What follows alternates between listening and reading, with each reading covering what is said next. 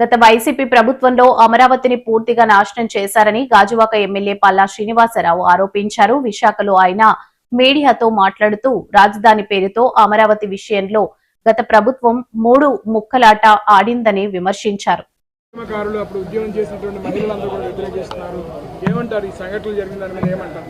ఇప్పుడు ఏదైతే అమరావతిలో జరుగుతుందో అది రైతులు వర్సెస్ రౌడీలుగా ఉందండి.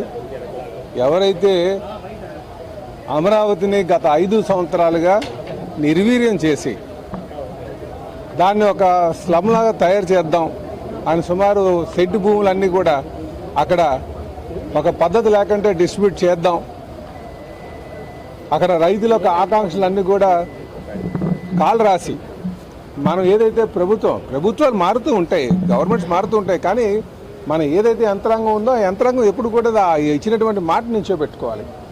మనం 33,000 ఎకరాలు ఉంటే సరిపోతుంది అమరావతి నిర్మాణం అని చెప్పినటువంటి వ్యక్తులు దాన్ని 5 సంవత్సరాలు నిర్వీర్యం చేసి 3 రాజధానుల పేరిట 3 ముక్కలాట్లాడి మళ్ళీ ఈరోజు అమరావతిని పరిరక్షించే విధంగా నాటకాలు ఆడుతుంటే ప్రజలు కళ్ళు మూసుకుని ఉన్నారనుకుంటున్నారు.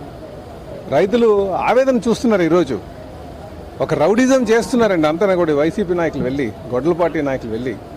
అంతకంటే నేనేం చెప్పగలను? రైతులు వర్సెస్ రౌడీలు, అంతకంటే ఏం లేదు. ఇప్పటికైనా సరే వైసీపీ నాయకులకి, గొడ్డల పార్టీ నాయకులకి అందరికీ తెలిసేటంటే ఆ అమరావతి మీద ఇంకా ఆ రైతుల మీద విషం జల్లొద్దు. అక్కడ నిర్మాణం జరుగుతుంది. రేపు మన అందరూ కూడా ఆకాంక్ష ఇచ్చే విధంగా ప్రపంచ స్థాయి రాజధాని నిర్మాణం చేయబోతున్నాం. దానికి తగు సహకారం అందించాలి తప్ప దాని మీద విషయం జల్లి రైతుల మీద గొడవలు చేయడం మంచిది కాదని చెప్పి తెలియజేస్తారు. గౌరవ హోంమంత్రిని అవమానపరిచారు. గౌరవ హోంమంత్రి వ్యాఖ్యల పట్ల రేపు వైసీపీ నేతలు, విశాఖ చెందినటువంటి వైసీపీ నేతలు మహిళా కమిషన్ ముందు నిలబడినటువంటి పరిస్థితి వచ్చింది.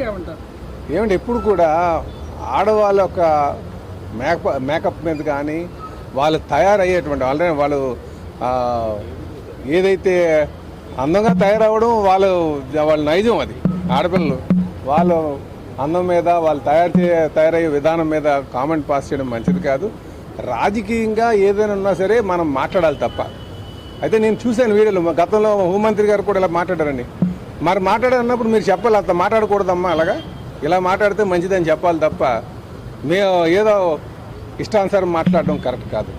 ఎవరైనా సరే రాజకీయ నాయకులు అన్నవాళ్ళు ఒక పరిణితి చెందినట్టుగా మాట్లాడాలి తప్ప మాటకి మాట సమాధానం అది నిర్మాణాత్మకంగా ఉండాలి తప్ప వ్యక్తిగత దూషణలు ఆడవారు మహిళా సమాజాన్ని కించపరిచే విధంగా ఉండకూడదని చెప్పి నేను తెలియజేస్తాను.